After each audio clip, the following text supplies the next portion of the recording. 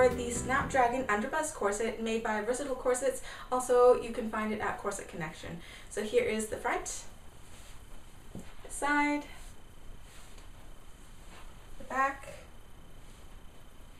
and the other side.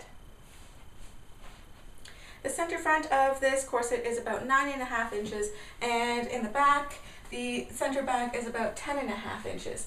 You can see that it's quite a short underbust corset. My iliac crest is here, and you can see that it's cut right over it. If you want something in a similar style but a little bit longer, then try the Dita underbust corset, because it does come down a little bit lower, and it also has a little point in the front if you need any coverage of any lower tummy pooch or anything like that. What's special about this particular corset is that it's an underbust corset, but then the fabric actually comes up around the sides of the bust. It's anchored by this halter strap here, although if you really wanted to, you could take the halter strap off. It is just secured with a line of stitching right there. I wouldn't recommend that you take the halter strap off, because it might actually cause the sides to curl over a little bit with the pressure of your bust pushing outwards.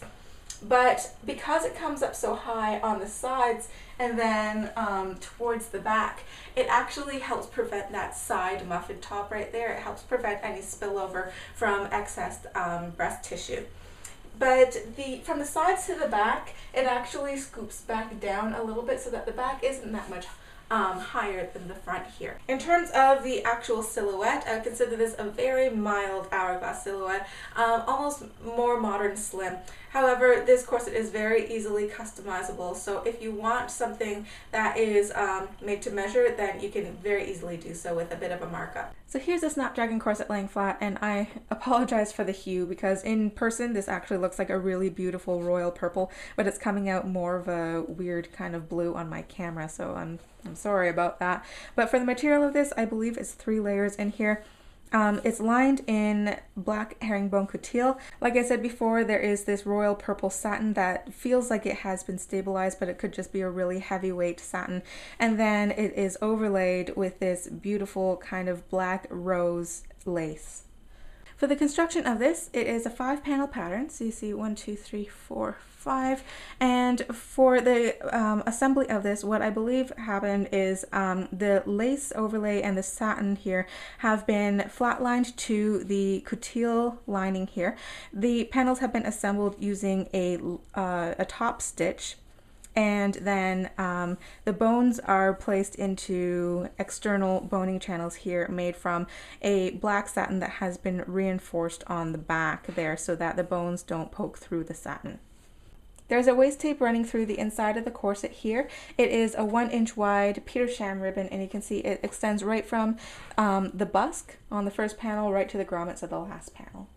The binding is a matching black satin bias tape that's machine stitched on the outside and also on the inside here. And you can also see that it comes with 8 garter tabs, 4 on each side.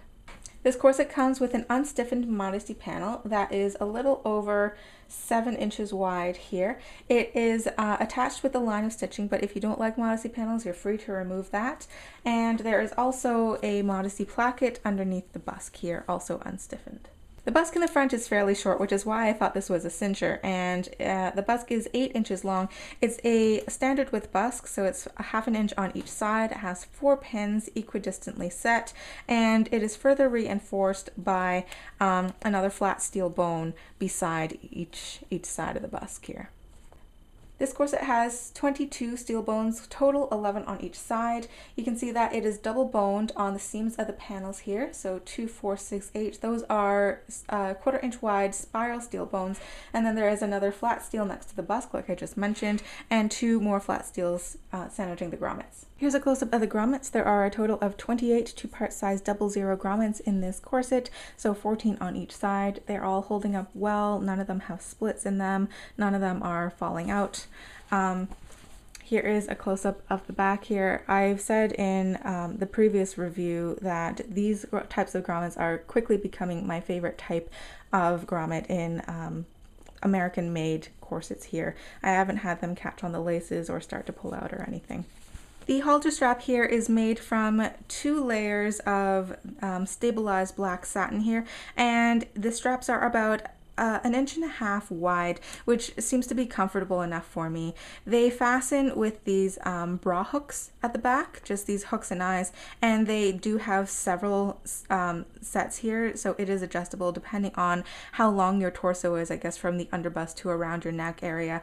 Also, it can be expanded if you have a particularly long torso and you need a little bit more space, or you can cut it back a little bit more if you like.